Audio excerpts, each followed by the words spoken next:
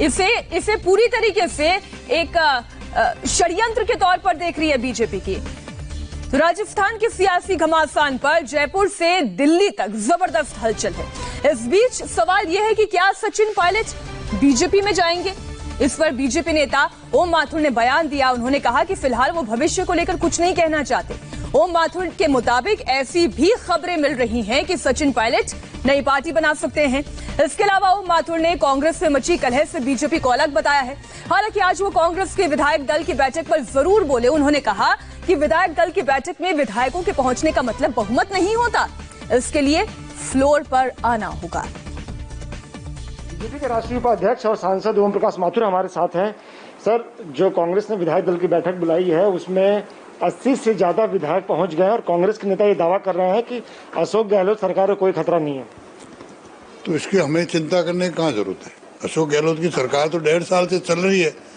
हम तो अलमत में थे पहले दिन ही, तो हम तो हमारे विपक्ष की भूमिका निभा रहे हैं। और सवेरे तो आप लोग दिखा रहे थे कि 109 के दक्षत हो गए, अब आप बता रहे 80, तो यानी 20-29 तो वैसे ही कम हो रहे हैं या क्या हो रहे हैं। इसलिए ये चिंता भारतीय जनता पार्टी की नहीं है। भारतीय जनता पार्टी इसकी चिंता भी नहीं कर रहा। पार्टी अपने काम की चिंता कर रहे हैं, अपने कार्यकर्ता की चिंता कर रहे हैं, अपने संवाद की चिंता कर रहे हैं। हम वर्चुअल मीटिंग के माध्यम से पार्टी का विस्तार, केंद्र की योजनाओं का विस्तार, कोविड की सावधानी है, उसकी हम रात और दिन चर्चा करने में लगे हैं। कांग्रेस के इस दावे की वजह ये भी है कि जो विधायक कल तक सचिन पायलट के करीबी थे वो भी उस मीटिंग में पहुंच गए हैं। नहीं, ये मैं कहता हूँ ना, आप सारे कांग्रेस के प्रश्न ये तो सचिन से पूछो भाई।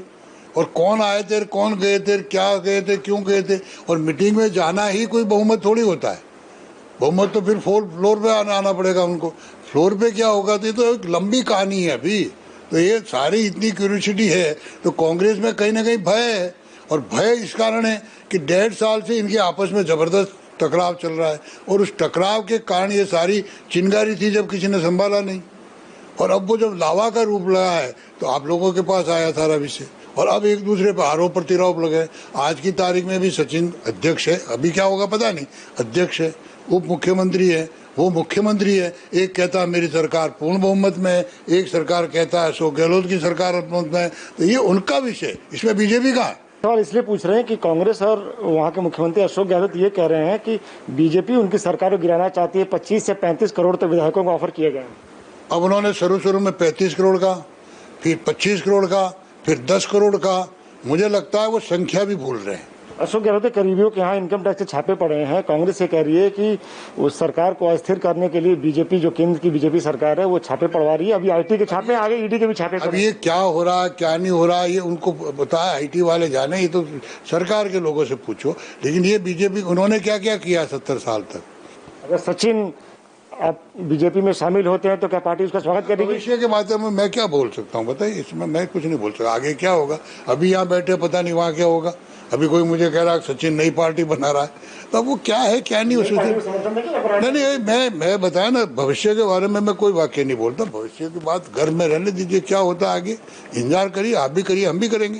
कांग्रेस का ये अंदरूनी झगड़ा चलता रहा तो क्या बीजेपी राजस्थान में बीजेपी की सरकार बनाने की कवायद शुरू करेगी। मैं कहता हूँ ना, ये बीजेपी अभी विपक्ष में है वहाँ, और वो कह रहे हैं हमारे पास 125 है, तो वो उनकी चिंता करें, हमें उसकी कोई चिंता नहीं है।